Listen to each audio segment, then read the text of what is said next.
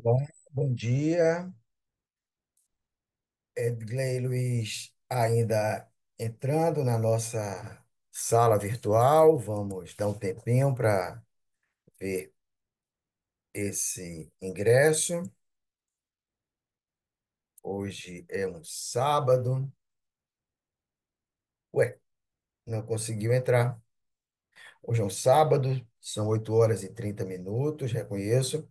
Não é um bom dia nem horário para se ter uma aula de estatística. Peço minhas desculpas.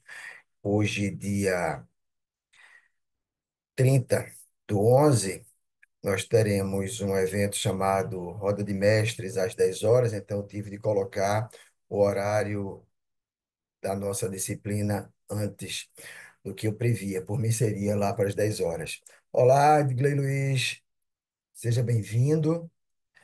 Vamos iniciar nesse momento a nossa terceira aula de Fundamentos de Estatística.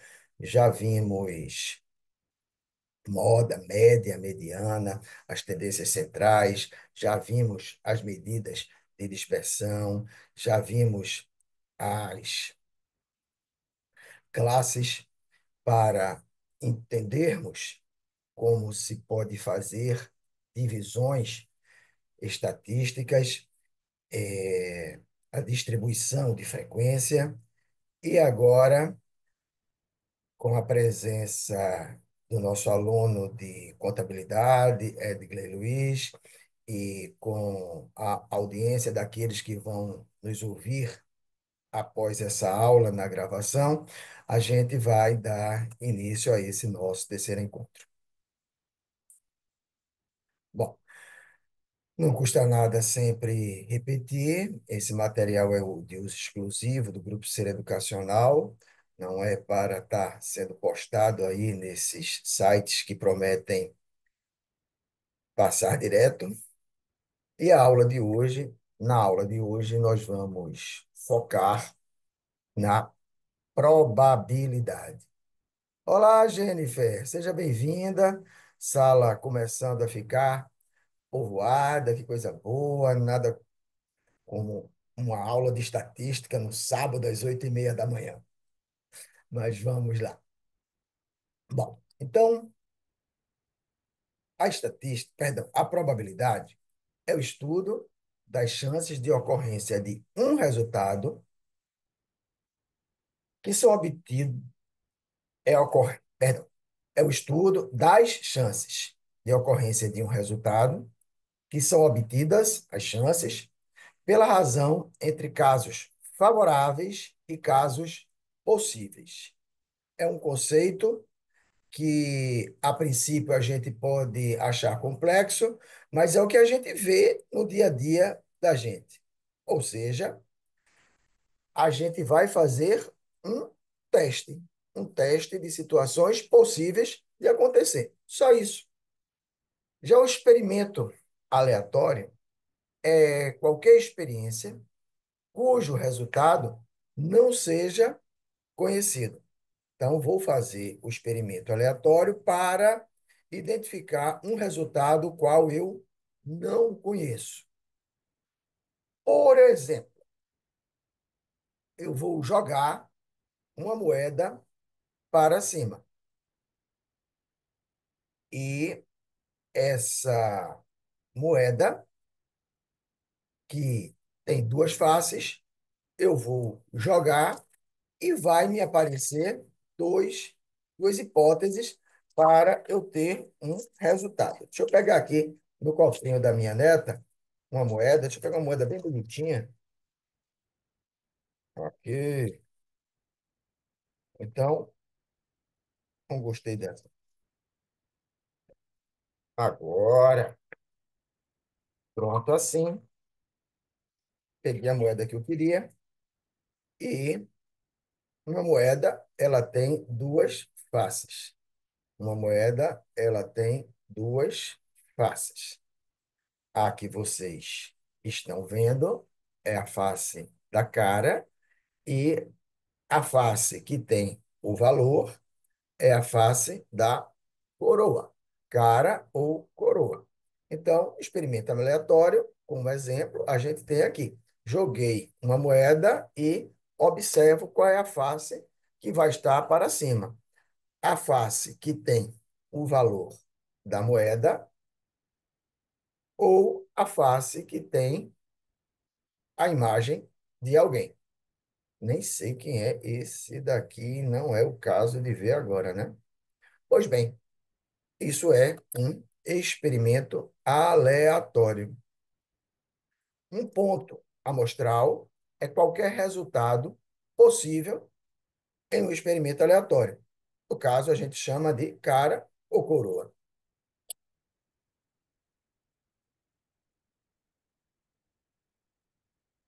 E agora, a gente já tinha visto o experimento aleatório, que é o jogo, o ponto amostral, que é o resultado, e agora a gente vai exemplificar esse resultado. Bom, no lançamento de um dado, olha um dado aqui, o resultado, perdão, no lançamento de um dado, o resultado. Então, eu vou jogar o dado e a face que ficar voltada para cima é este resultado. No caso que eu estou mostrando aqui para vocês, o numeral 6. Então, joguei o dado. Eu posso daqui ter um, dois, três, quatro, cinco ou seis. E aqui eu tenho, todo mundo está vendo aí em casa, é o número 2. Então, esse é o meu ponto amostral. É o resultado. Está aqui no slide anterior. Ponto amostral é qualquer resultado possível em um experimento aleatório. Cada um desses números é um ponto amostral. O resultado está aqui para vocês. O espaço amostral é o conjunto formado por todos os pontos amostrais de um experimento aleatório, ou seja, por todos os seus resultados possíveis, de um até 6. Os eventos são subconjuntos de um espaço amostral. Um evento pode conter desde zero até todos os resultados possíveis no experimento aleatório, ou seja, a obtenção de um número par jogando um dado. Então, eu tenho aqui um dado, eu tenho a possibilidade de 1 a 6, mas para eu ter um evento de números pares, eu vou ter 2, 4 ou 6. Simples assim.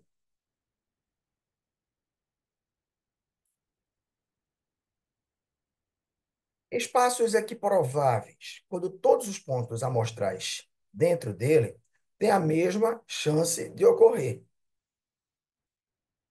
É o caso do lançamento de dados não viciados. Esse meu dado, ele é um dado que não é viciado. Então, existe a possibilidade de aparecer de 1 a 6. O dado não é viciado. Ou então, o resultado de sair cara ou coroa. Aqui a gente tem uma moeda que acredito que vocês estejam vendo, está aí aparecendo 25 centavos para vocês, certo? Creio que dá para ver que é uma moeda de 25 centavos. Se eu for para o outro lado, opa, eu também tenho 25 centavos. Todo mundo está vendo. Brincadeira, essa é uma moeda viciada. Eu fiz a compactação aí com uma fita durex, mas é só para dizer, não pode ser viciada. Se for viciada, não é um espaço equiprovável.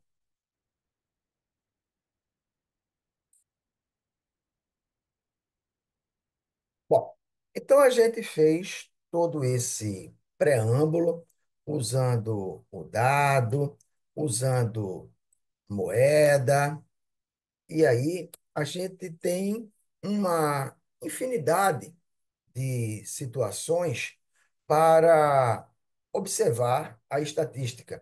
Eu quero ver qual é a probabilidade de cair o número 5 para cima. Eu quero ver a probabilidade de dar cara ou coroa. Tudo muito simples. Mas, no nosso capítulo 3,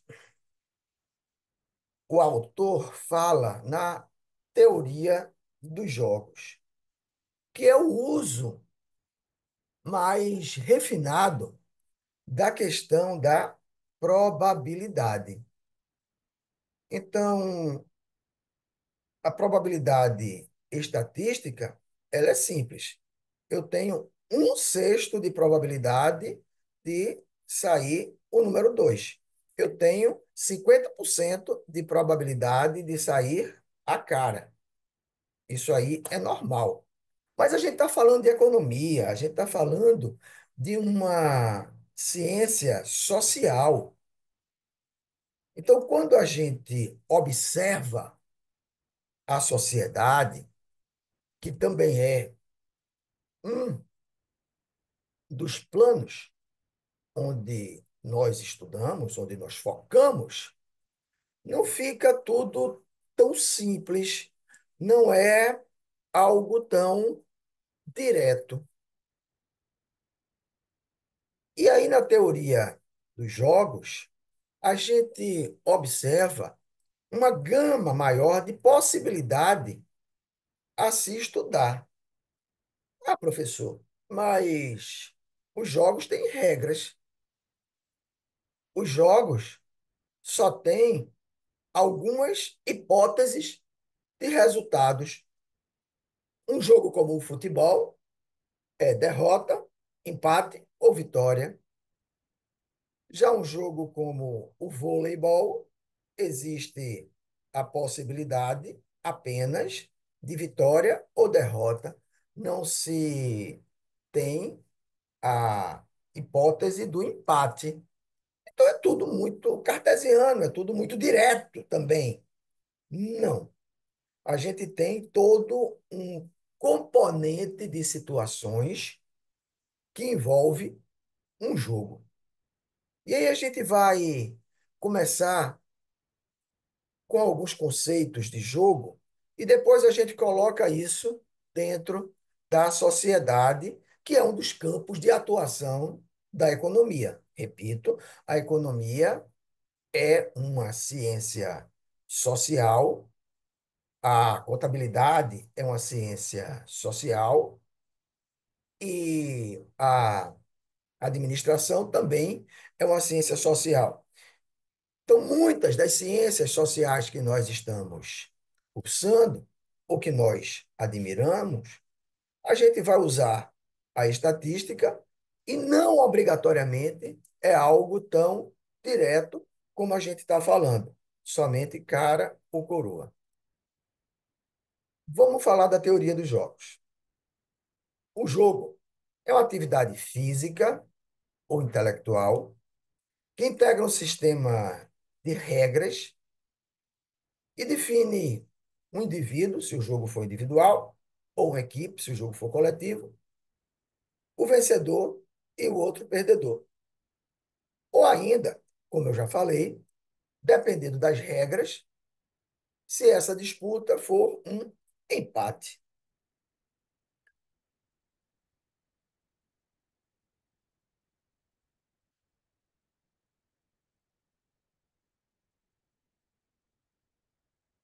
Vamos observar aqui o jogo físico. Com certeza, o mais popular dele no Brasil, que é o futebol. Aqui na imagem, por sinal, um gol marcado pelo time que eu torço. Edgley, Luiz e Jennifer, só tem nós três na sala de aula. Escreve aí, eu abro o microfone e fala de onde vocês estão e se torcem para algum time. Vamos animar aqui a nossa sala, vamos interagir um pouquinho. Diz aí, por favor. Bom dia, sou do Rio de Janeiro, torço pro Flamengo. E hoje vai dar Botafogo ou vai dar Atlético Mineiro? Acho que Botafogo. E é uma flamenguista que torce pelo Botafogo. Muito bem. Não, não, Tá não, não, certo. não, não. Torço pro Botafogo, não. Peraí. Peraí. Sou flamenguista. Certo, certo. Não. Eu também costumo dizer, eu torço pelo Náutico em todas as hipóteses. Agora, num jogo, eu posso torcer pelo meu país ou contra aquele time que eu tenha mais aversão, certo? Mas se, por exemplo, a gente sabe que no Campeonato Brasileiro o Botafogo está mais bem situado. Então a probabilidade do Botafogo se dar melhor hoje é maior. Creio que numa bolsa de apostas vai dar mais Botafogo. Então, sua opinião, creio eu, quer dizer a seguinte: eu não estou torcendo pelo Botafogo, eu torço pelo Flamengo. Mas tudo que o cenário do futebol mostra é que pode ser que o vencedor seja Botafogo, certo, Jennifer? Certo. Então a gente coloca aqui o nosso pensamento estatístico dentro da atividade do futebol, das probabilidades estatísticas. Edgley Luiz quer se pronunciar em que cidade está e por que time torce? Eu estou em João Pessoa aqui, vizinho aonde o senhor está. É a torcida, é o Alto Certo, Esporte, é alvirrubro, igual ao seu Náutico. certo. O Auto Esporte é da Paraíba? Sim, da Ah, tá capital. certo. É o Eu time pensava, dos automobilistas. certo, eu pensava que você iria torcer pelo Botafogo em função do Botafogo da Paraíba, Não, que não, fez uma, não. que fez uma grande campanha na Série C esse ano, né? Mas vamos lá. Então, somos alvirrubros, muito bem. E aqui a gente, então, tem é, regras para um jogo físico que é o futebol. Então, dentro dessas 17 regras, vai se desempenhar durante aquele período, naquele espaço físico, um jogo. E aí a gente já tem alguns ingredientes a mais para a gente estudar.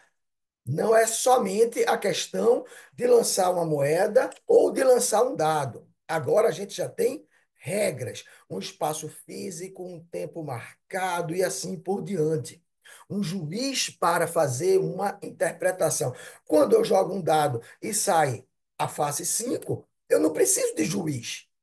Então a gente já começa a ver uma gama de componentes para um jogo. Quando a gente falou, o jogo de futebol só pode ter três resultados, é simples demais.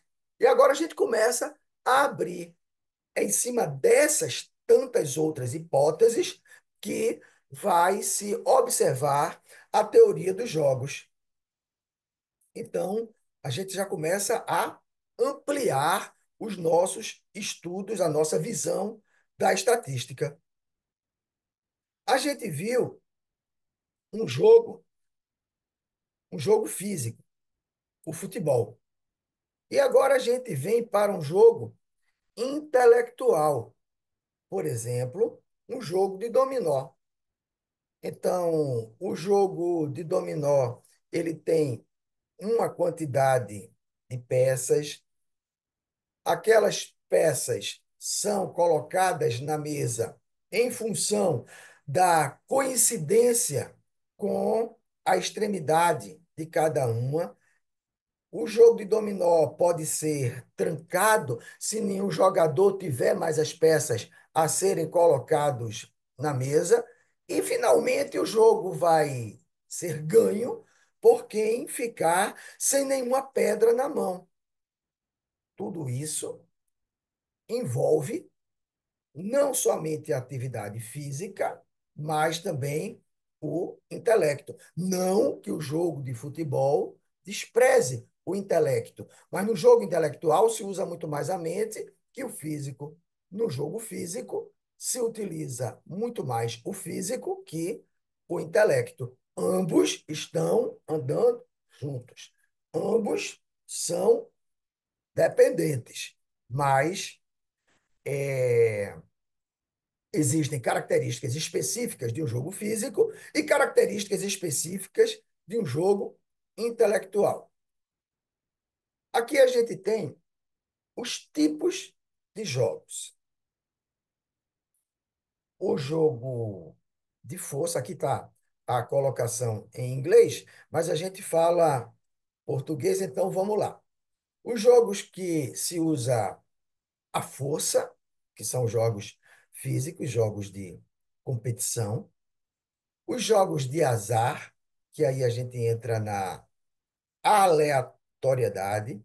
E aqui eu queria abrir um parêntese, gente, no grande problema social causado pelos jogos de aposta virtual, que o mundo conhece melhor como bets. Bets é a tradução, traduzido da língua inglesa, é aposta.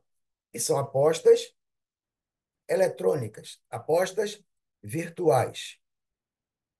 Gente, um jogo como esse, ele não é montado para a pessoa ganhar.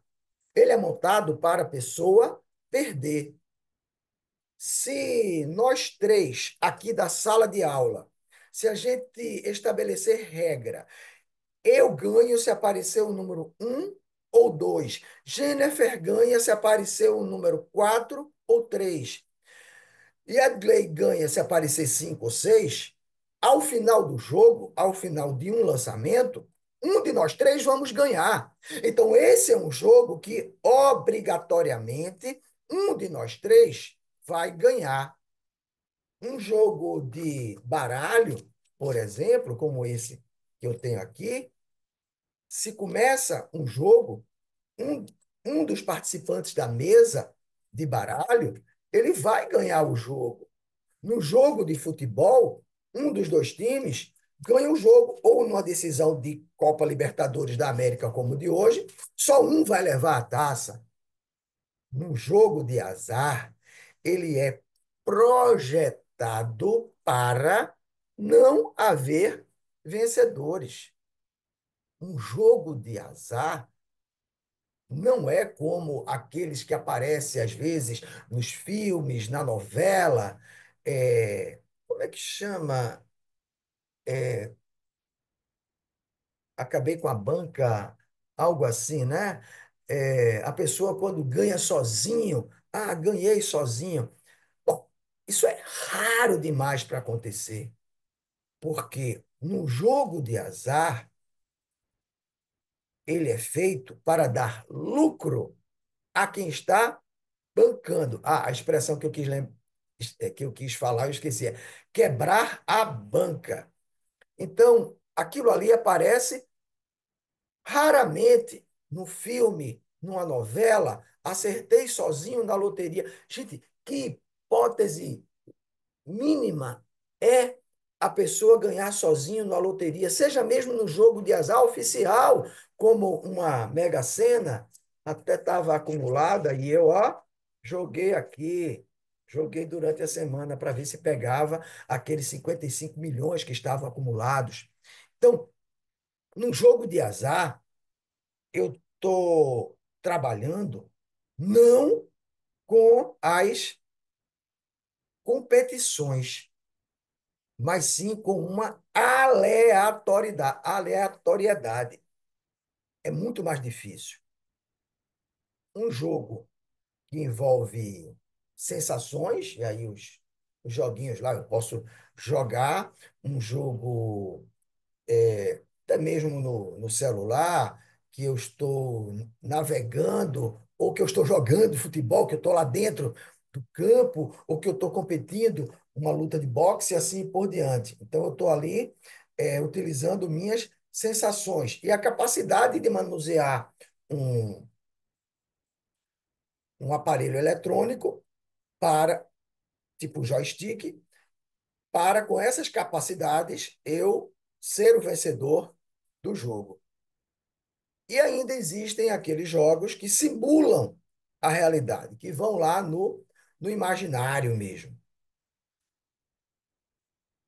Resumindo, jogo é algo ligado ao homem, de forma voluntária. Ninguém joga involuntariamente.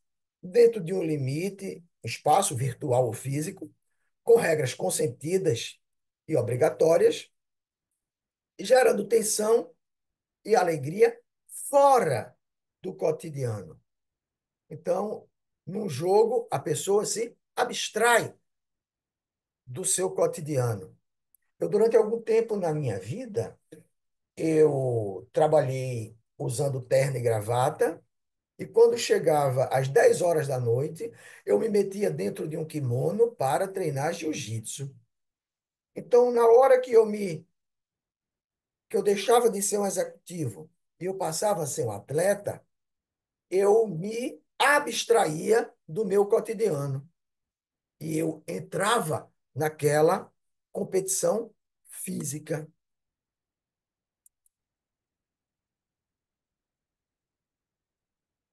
E aí a gente vem agora focar, inclusive, um filme que foi vencedor do Oscar no ano de 2002. O filme Uma Mente Brilhante, ele expressa muito bem a vida do criador da teoria dos jogos.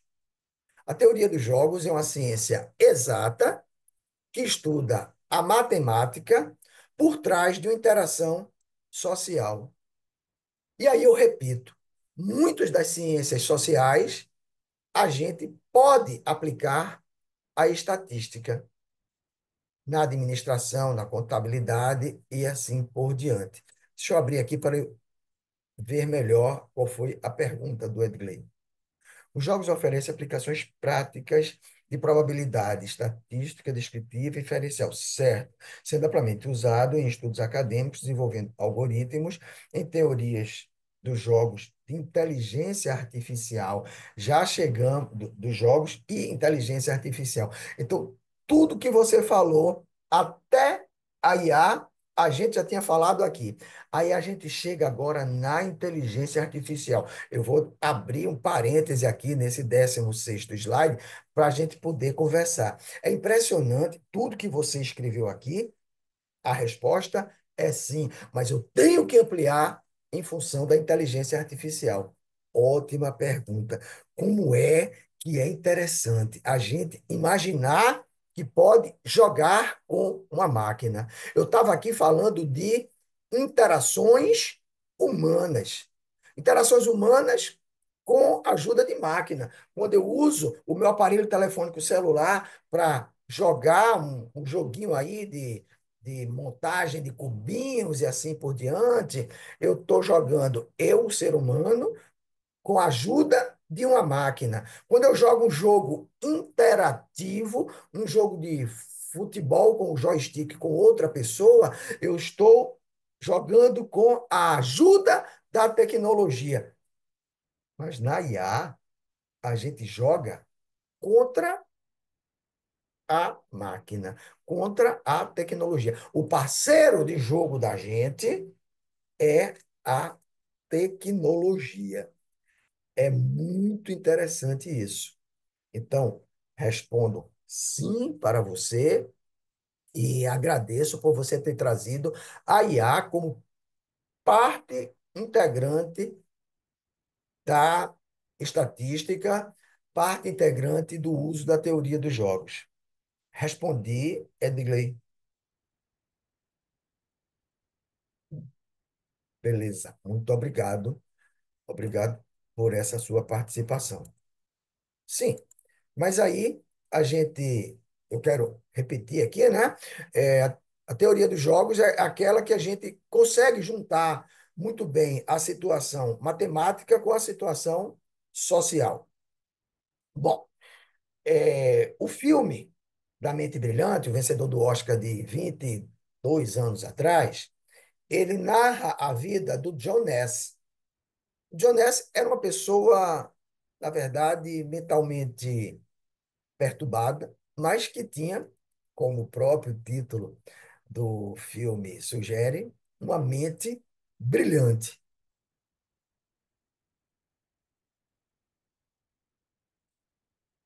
E aí, vamos lá. Olha o que é que acontecem no filme. A gente tem aqui uma cena, perdão, eu dei uma mexida aqui. A gente tem aqui uma cena que junta, salvo engano, isso aí lá na década de 40, década de 1950, rapazes e moças. Partindo do princípio que, nesse caso aqui do filme, rapazes se interessam por moças e moças se interessam por rapazes, é o que está mostrando aqui no filme, poderia ser diferente, mas creio que na década de 1940, nos Estados Unidos, isso, a exceção à regra não fosse tão comum. E aí, como se fazer para iniciar essa ligação? Todos os rapazes lá do filme se interessaram por uma única moça. Não que as demais não fossem atraentes, mas todos se interessam por uma. E agora, como é que vai se fazer? Qual é a técnica de abordagem que nós podemos fazer para chegarmos a aquela musa dentro do grupo que todos nós nos interessamos? E aí, o Ness pondera para os seus amigos: se todos nós formos abordar aquela que todos nós nos interessamos, ela vai ficar perturbada, vai pensar que está sendo super assediada. Como é que pode? A gente não pode, todo o nosso grupo, migrar só para o interesse em uma única moça. A gente vai espantá-la e, de repente, a gente também vai magoar os brios das suas amigas, que também são interessantes. A gente não pode fazer essa única abordagem. Mas espera aí. Então, qual de nós vamos ter o privilégio de fazer a corte àquela que nós mais gostamos? A gente aqui é que não pode se desentender. Todos nós somos amigos. E aí ele sai fazendo as conjecturas.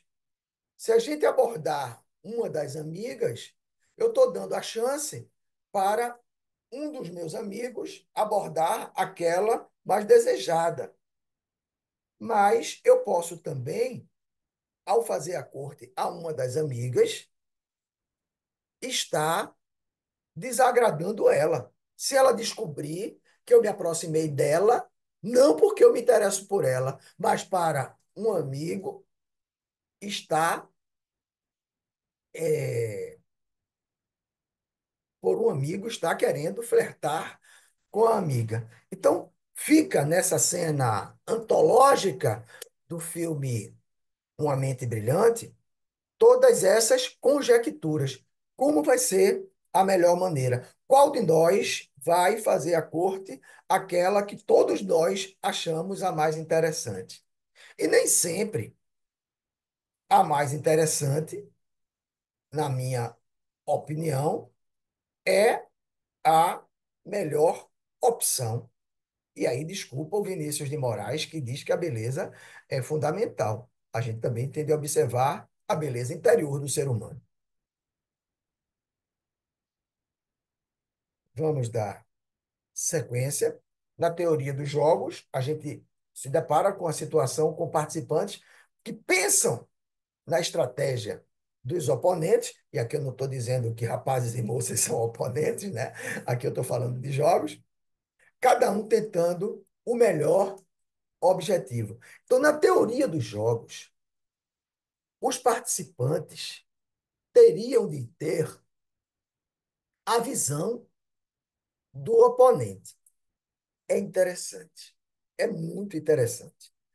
E, no jogo de futebol, se sabe que há um desfalque do time oponente no ataque, então é claro que a defesa vai ficar numa posição muito mais fortalecida. Eu sou a defesa e eu sei que eles não estão bons no ataque.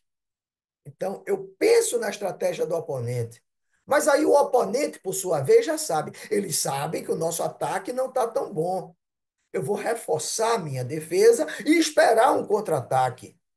Ora, a gente falou de futebol por aqui. Não sei se Edgley e Jennifer entendem bem de futebol, mas quantas e quantas vezes a gente não vê uma situação a seguinte: um jogador de ataque é expulso, aquele time fica apenas com 10 jogadores, um do ataque foi expulso e ele consegue fazer o gol e ganhar o jogo.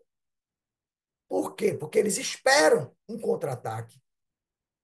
Eu não estou bom do ataque, mas se o time opositor bota isso na cabeça, ele não está bom no ataque, eu faço com meus 10 jogadores um contra-ataque e ganho o jogo.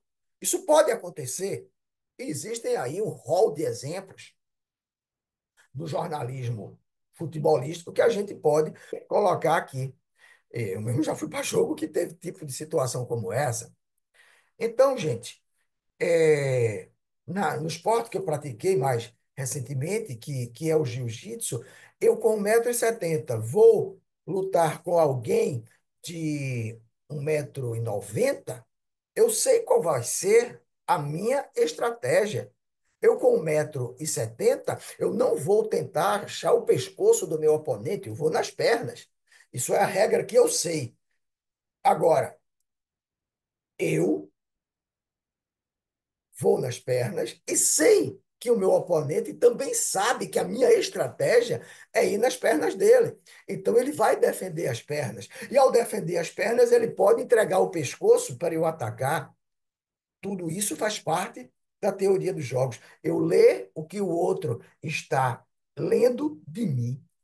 E aí vamos ver a colaboração que colocaram aqui, foram lá. Filme Lenda Brilhante, obrigado, vamos lá, nos leva a compreender que a teoria dos jogos explica o conceito do equilíbrio de Nash, sua aplicação em diversas áreas, em, como política, economia, biologia. Probabilidade demonstra como conceitos probabilísticos, utiliza a teoria dos jogos para modelar situações incertas. O Nash, como eu já falei, né, ele sofria de esquizofrenia, ele era altamente criativo, resiliente, ele superou desafios da doença. Que coisa boa, brigadão. Pegou isso, Nayá? Edgley, pegasse? Ah, tá respondendo aqui já. Ah, muito bem, muito bem. E aí a gente pode trazer para a administração, eu estou falando aqui de luta, eu estou falando de futebol, mas eu tenho uma loja aqui e o meu vizinho também vende, comercializa o mesmo produto ou o mesmo serviço que eu. Então, eu posso, sabendo das teorias que ele aplica com seus clientes, aplicar uma outra teoria que possa sobrepor a dele. Tudo isso é teoria dos jogos. Bom, então, mais uma vez, obrigado pela colaboração. E agora, desculpa, Edgley, mas eu quero fazer a pergunta. Esses dinossauros que estão aí ao fundo da sua imagem, é lá na cidade de Souza, é isso?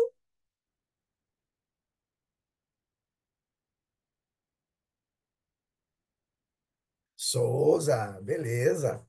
Sei sim, a terra dos dinossauros, lá existem as pegadas dos dinossauros. Muito bem. Tenho muita vontade de conhecer Souza, sim. Vamos lá. Ah, teve lá em outubro, recentemente. Deve ser muito bonito. E essa foto aí realmente está tá hollywoodiana. E também na Paraíba nós temos a Hollywood. Está muito bonito esse pôr do sol com os dois dinossauros. E aí na Paraíba a gente também tem a Hollywood, Cabaceiras, tantos filmes filmados por lá. Beleza. Gosto muito da Paraíba. Eu tenho uma irmã que mora no sertão do Pajeú, que é praticamente dentro do estado da Paraíba, né? A cidade de Triunfo, no extremo norte do mapa de Pernambuco, na cabeça da águia. Lá na cidade de Triunfo existem casas, quer dizer, casas não, propriedades que a casa dá para o estado de Pernambuco e o quintal é o estado da Paraíba. Uma pousada lá que acontece isso. Vamos lá. Ah, aqui tem uma pergunta, eu estou bem futebolístico hoje, né? A gente tem uma pergunta que, se fosse nos dias atuais, isso aí seria o que a gente chama com um meme? Exatamente, triunfo com princesa. São José, nem sabia que princesa era São José de Princesa, muito bem. Só conhecia como princesa, já só o íntimo. Bom, é, a, essa frase aí do Garrincha, eu não sei se Edgley e Jennifer conheciam essa frase. Você já tinha ouvido falar nessa frase, mas o senhor já combinou com os russos? Respondem aí, por favor.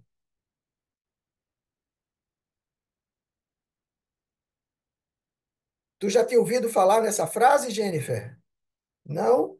E Edgley já tinha ouvido falar nessa frase?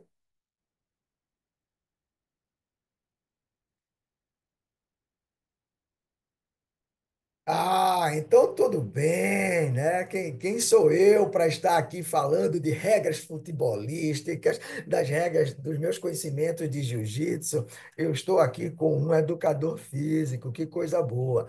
Por sinal, só para ilustrar aqui, hoje eu considero uma parte da minha vida que eu tenho qualidade de vida, porque eu faço musculação na academia escola lá da Uninasal. Eu adoro isso. Bom, então. Vamos lá. Jennifer, você que não teve ainda essa informação, se fosse nos dias de hoje, isso era um meme maravilhoso.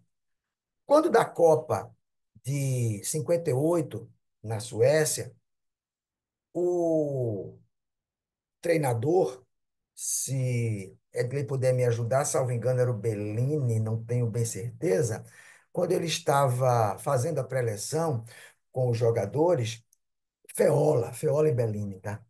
Então, eu atrapalhei Feola com Bellini. É, o Bellini era o capitão. Poxa vida, quem sou eu para estar falando aqui de futebol? O cara sabe de tudo. Eu tinha guardado em algum lugar aqui do meu HD mental o Bellini.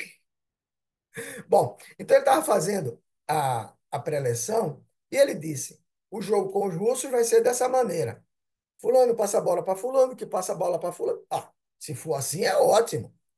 Quando a gente está treinando uma posição no jiu-jitsu, também é ótimo. Se outro cara deixar eu aplicar isso nele, vai ser muito bom.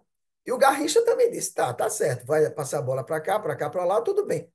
A gente está sabendo. Mas o senhor combinou isso com os russos? Será que eles vão permitir que a gente faça isso? Do mesmo jeito, uma posição lá no treino de jiu-jitsu, eu pego o braço, torço, boto para cá, tá, pronto. Mas será que o meu oponente vai deixar eu fazer tudo aquilo? Às vezes a gente brincava nos treinos. Tudo bem, é ótimo. Será que ele vai permitir que eu faça isso? Se ele pegar um pedaço de telha e vier contra mim, será que isso vai poder fazer? Pois bem, então, na teoria dos jogos, a gente tem que entender isso. É tudo muito bonitinho, mas será que os outros vão permitir que eu faça isso? Eu trago para cá essa analogia do Garrincha, que, por sinal, um homem que não teve tanta estrutura intelectual, que não estudou tanto, mas que me veio com a pérola dessa, que hoje a gente traz aqui para a aula. Bom, aqui um outro clássico da teoria dos jogos, o dilema dos prisioneiros. A gente se afasta agora do mundo desportivo e vem para esse clássico da teoria dos jogos. Tem até o endereço eletrônico aí, o crédito do YouTube, para quem quiser. Já já eu passo esse material para vocês. Então, suponhamos a prisão de duas pessoas suspeitas de um crime. Ou eu não vou fazer a gamificação, que pena, mas seria maravilhoso eu colocar ela aqui no nosso ambiente virtual. Seria muito interessante. Eu vou é, pensar nisso. Certo, certo. É porque a gente, na verdade, Edgley, a gente tem que seguir um conteúdo programático que está pré-estabelecido. Mas eu vou falar com os roteiristas, com o pessoal do e-book, para a gente colocar aqui no nosso e-book de Fundamentos de Economia a questão da gamificação. Seria interessante, realmente. Obrigado. E aqui a gente tem dois prisioneiros, dois suspeitos de um crime, o Cebolão e o Pimentinha. E a pessoa que vai interrogá-los, sei lá, o delegado, o juiz, faz essas observações para eles. Ô, Cebolão, se você confessar o crime, você vai pegar 5 anos de prisão e confessando o crime com a participação do Pimentinha, ele também vai ganhar 5 anos de prisão. Agora, se você, Cibolão, se calar, você vai ganhar 10 anos de prisão e Pimentinha vai estar livre. Agora, perceba uma coisa. Se o oposto acontecer, se o crime, perdão, se Pimentinha confessar o crime e você se calar, você que confessou o crime vai ganhar 10 anos de prisão e Cibolão vai estar livre. E se os dois ficarem calados, os dois só vão ganhar 2 anos de prisão. Então a gente vê aqui essas combinações. Cibolão ficar, perdão, Cibolão confessar e Pimentinha também confessar. 5 anos de cana para cada um. Cibolão confessar e Pimentinha ficar calado. Cebolão dança. Cebolão confessando, ele vai ser preso sozinho e Pimentinha calado vai ser livre. Claro, o parceiro confessou. Se Cebolão ficar calado e Pimentinha confessar, ele tem que jogar com a hipótese de Pimentinha confessar. Eu vou ficar calado, mas Pimentinha confessa. Eu tenho de jogar com isso. Nessa hora eu estou livre e Pimentinha que vai pagar os 10 anos de cadeia. E se nós dois ficássemos calados, eu vou ganhar 2 anos de prisão e o meu parceiro também vai ganhar 2 anos de prisão. Então, aqui a gente descreve o dilema dos prisioneiros. Eu tenho de fazer um jogo pensando no jogo do meu oponente, só que nós dois vamos ser interrogados em momentos diferentes. O que é que vai ser melhor para mim? Eu confessar. Se eu confessar e ele também confessar, a gente vai ganhar 5 anos. Mas se eu ficar calado e ele confessar, eu estou livre. E agora?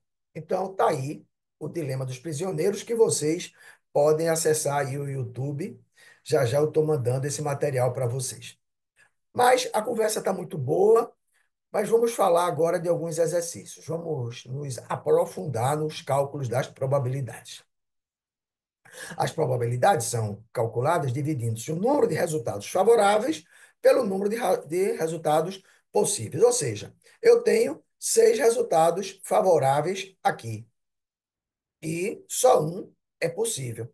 Então, eu tenho 1/6 de probabilidade de sair o número 2.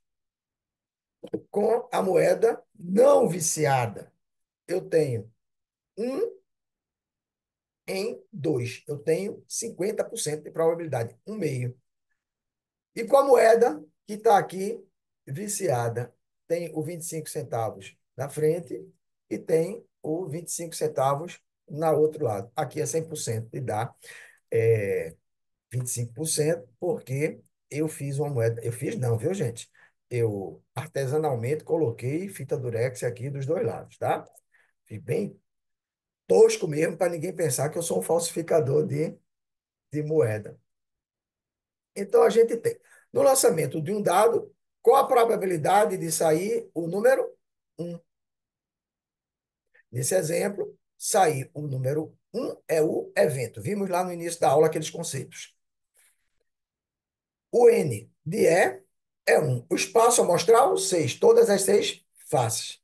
Logo, eu tenho N igual a 6. E a probabilidade, como a gente já falou, é 1/6 ou 0,1666, que é 1 dividido por 6, ou se eu multiplico esse valor por 100, eu tenho um termo mais acadêmico, que é 16,6%. Meu dado caiu no chão, não vou me abaixar para pegar mais ele. Terminaremos a aula sem o dado. E aí, de uma maneira mais acadêmica de apresentação de números, 16,6% de probabilidade de sair o número 1. Considere o lançamento de 2 dados. O meu caiu de qualquer jeito, eu só tinha um, então a gente não vai usar mais dados, mesmo que eu só tinha um. Então, com 2 dados, calcular a probabilidade de sair o 8. Ora, como são as combinações de dar 8? Eu não posso imaginar uma combinação 1 mais 7. 1 mais 7 dá 8, mas eu não tenho 7 no dado. Então, o que é que eu posso observar? Eu tenho 2 e 6, 3 e 5, 4 e 4, 5 e 3. Eu tenho 3 e 5, mas eu também tenho 5 e 3. E 6 e 2, ou seja, 5 vezes. Eu não vou poder calcular 4 e 4 duas vezes, porque só tenho um 4 e um 4 do outro lado. Então, as possibilidades são essas que estão aqui. Eu tenho 36 pares ordenados possíveis, 1 e 1 e 2 até 6 e 6, que só vai aparecer uma vez. O número repetido eu só conto uma vez. E eu tenho 5 possibilidades. Então, eu tenho a probabilidade, que é 5, e eu tenho o meu universo, que é 36. Dividido 5 por 36, eu tenho 0,1388, ou, multiplicando isso por 6, eu tenho 13,88%. Aqui eu tenho um outro tipo clássico de exercício, falando de uma urna com bolinhas. Eu até, para ilustrar a aula da gente, fui lá na piscininha de bolas da minha neta e peguei bolinha azul, bolinha amarela, bolinha vermelha. Joguei tudo dentro de uma urna. Nessa urna, eu tenho 6 bolas azuis. Eu tenho 10 bolas vermelhas.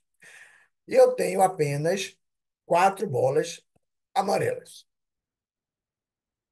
Tirando-se uma bola com reposição, ou seja, eu fui lá na urna, tirei uma bola, mas repus, com reposição.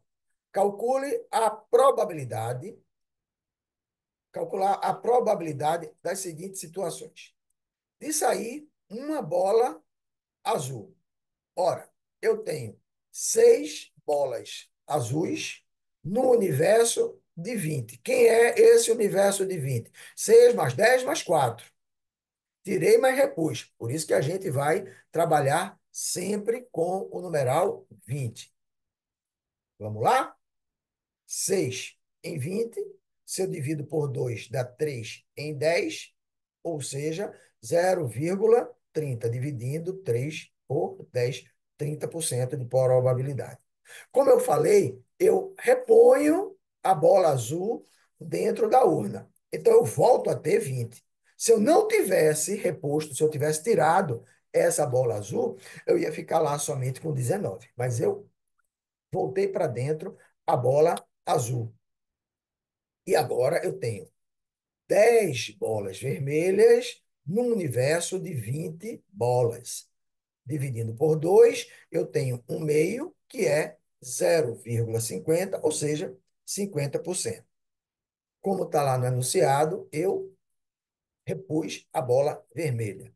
Se eu tivesse tirado a bola vermelha e não reposto, eu iria ter 19. Se eu tivesse tirado a bola azul e não reposto, também eu iria ter 18 bolas. Mas no meu denominador continuo 20, porque essas bolas voltam para a urna. Qual a probabilidade agora de eu tirar uma bola amarela? Eu tenho 4 bolas amarelas no universo de 20 bolas. Se eu não tivesse tirado a vermelha e a azul, eu teria um universo de. Eu teria um universo de 18, porque eu tinha tirado duas. Mas então eu não vou ter 4 em 18. Eu tenho 4 em 20.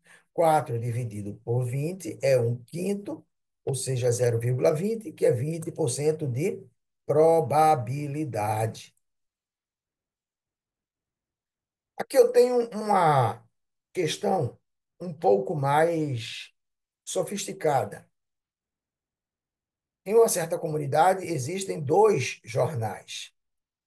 No tempo que se comprava jornal em bancas, né? Que pena, não existem mais. Eu adorava ler jornal de papel. Hoje eu me acordo, já estou junto do meu celular e por ali eu posso ver, inclusive, que o mundo não acabou. Mas vamos lá, que as notícias são na hora, e não no papel que foi impresso um dia antes. Mas vamos lá. Eu tenho 5.000 pessoas que são assinantes do jornal J, 4.000 do jornal P, 1.200 são assinantes de ambos, e 800 daquelas 5.000 não leem jornal. Qual a probabilidade de uma pessoa escolhida casualmente seja assinante dos dois jornais? Os que são assinantes dos dois jornais são 1.200 pessoas. 1.200 são assinantes de ambos. Ora, 5.000 do J, 4.000 de P, 1.200 de J, união com P, que é o que eu quero, e 800 não são leitores. Para a gente chegarmos ao número que a gente quer, é preciso notar que 1.800 estão contados duas vezes. Ele está no 5.000, perdão, ele está, eu tenho 5.000 leitores, 4.000 leitores do P. Então, onde é que eu vou chegar? É necessário retirar esse valor do total. Então, eu tenho 5.000 mais 4.000, menos o 1.200, que está contado duas vezes, mais o 800, de ninguém que lê nada. Então, eu tenho um total de 8.600.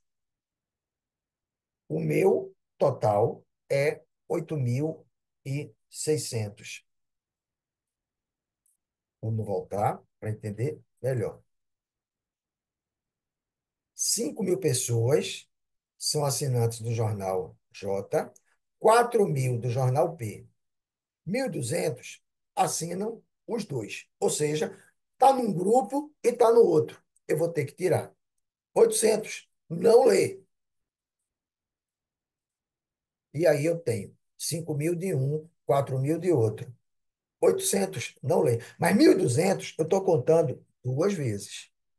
Então, feito essa conta que envolve números positivos e negativos, eu tenho 8.600, que é o universo que eu quero trabalhar. 1.200 é exatamente a união. Eu quero saber a probabilidade de pegar um desses 1.800 no universo de 8.600. Fazendo essa divisão, eu tenho 13,95%.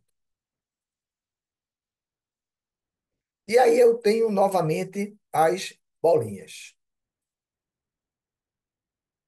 Em uma urna, eu tenho 5 dessas bolinhas vermelhas e 2 bolinhas brancas. Calcular a probabilidade de, em 2 retiradas sem reposição, e eu já tinha feito esse alerta naquele exercício anterior, sem reposição da primeira bola retirada, sair uma bola vermelha e depois uma branca. E a outra pergunta: em 2 retiradas, agora com reposição, da primeira retirada sair uma vermelha e depois, sim, sair uma bola branca.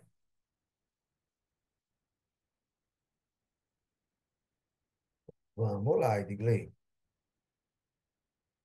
A probabilidade, a gente usa a estatística, a gente usa números. Já no raciocínio lógico, a gente vai ter algo mais rebuscado. A gente tem uma lógica que a gente tem que se aprofundar nela. No raciocínio lógico, eu tenho situações do tipo, eu não tenho os números dados para mim de repente. Então, eu tenho situações do tipo, não torce por nenhum time, torce por um time e simpatiza com o outro. Eu tenho umas variáveis a mais. É como uma regra de três simples e uma regra de três composta. Eu tenho algumas variáveis a mais. Tanto que em concursos a gente tem questões de estatística e questões de raciocínio lógico. A de estatística a gente pega, a de probabilidade, no caso, a gente pega muito mais facilmente. A de raciocínio lógico, a gente tem de fazer aquelas conjecturas. Respondi, Edgley.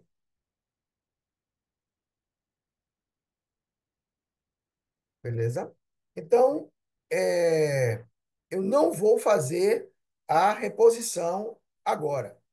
Então, deseja-se a interseção de duas situações, ou seja, a, a bola vermelha, vamos voltar aqui para uma bola vermelha e depois uma bola branca. Eu vou ter que ter a probabilidade da vermelha e depois a probabilidade da branca com a vermelha. E aí eu tenho 5 bolas vermelhas no total de 7. Supondo que saiu a bola vermelha na primeira retirada, aí ficaram 6 bolas na urna. Então eu tenho 2 em 6, dividido 2 por 6, 1 terço. Agora eu tenho 5 em 7. Eu tinha 5 vermelhas e 2 brancas. 5 mais 2, 7. Então eu tenho 5 em 7. Era o que eu queria. Só que eu fiz a conjectura. Se sair uma daquelas duas. Então,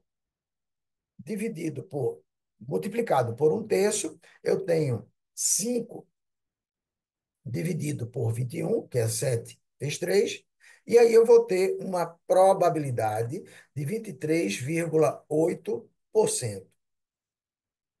Dividindo para o próximo, para a questão da letra B, em 2 retiradas agora com a reposição da primeira bola, sair uma vermelha e depois uma branca.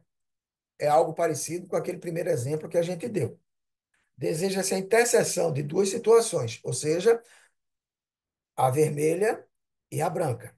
Qual é a posição da primeira e a retirada? Da primeira retirada. A probabilidade buscada poderá ser calculada como 5 sétimos vezes 2 sétimos. Observem que o denominador é 7 em ambos os casos. Multiplico 5 por 2 deu 10. 7 por 7, 49.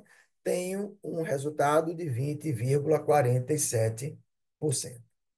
E aqui, Edgley, Jennifer, demais alunos que estão assistindo no, na gravação a nossa terceira aula de Fundamentos de Estatística, a gente encerra informando que a nossa próxima e última aula já será na quarta-feira, dia 4/12, às 17h30.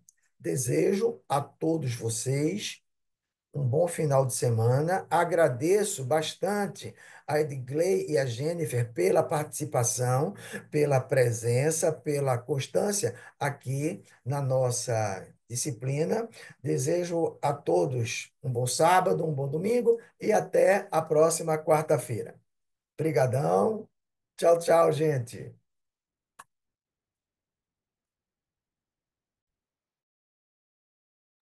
Bom sábado para vocês.